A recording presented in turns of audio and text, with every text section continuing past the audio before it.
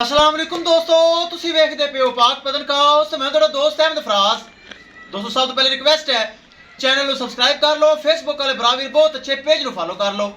किसी बरावीर अच्छी नस्ल की गाय चाहिए हो बाएतमाद और भरोसे नाल परचेज कर सकता है। माशाल्लाह एक जर्सी, एक चोलस्तानी फ्रीजियन गब्बन, बहुत चीज़ां अच्छी माशाल्लाह।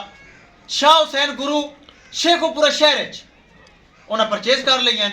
अल्लाह ताला मालिक दा नसीब करे। अगर शाह हुसैन गुरु साहब सन सुन रहे हैं, बहुत शुक्रिया।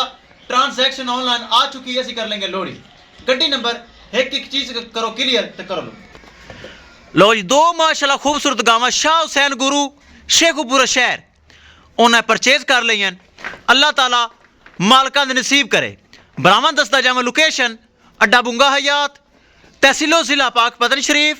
मोबाइल नंबर है साडा 0387 54 743। व्हाट्सएप नंबर भी यही है जी, लोकल नंबर भी यही है।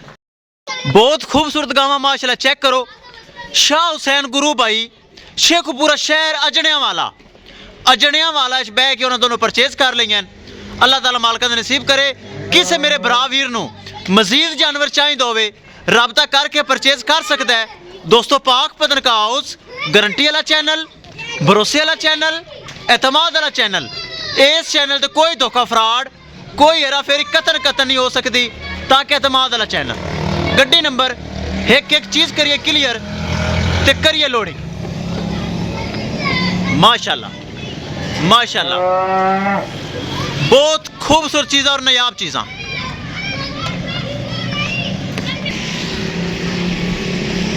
लो जी विखाइए गड्डी नंबर एक चीज़ करिए क्लियर। RNQ 5522 गड्डी नंबर।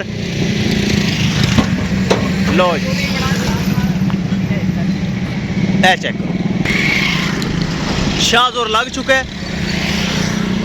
किसी मेरे भरा वीर नूं मजीद जानवर चाहिए होवे राबता करके परचेज कर सकता है। लो जी महफूज तरीके जानवर हो गए लोड। किसी मेरे भरा वीर नूं मजीद जानवर चाहिए होवे राबता करके परचेज कर सकता है। इंशाल्लाह दोस्तों मिलांगे एक नई वीडियो के नाल। अपने फराज दोस्त नूं दे इजाजत। अल्लाह निगहबान।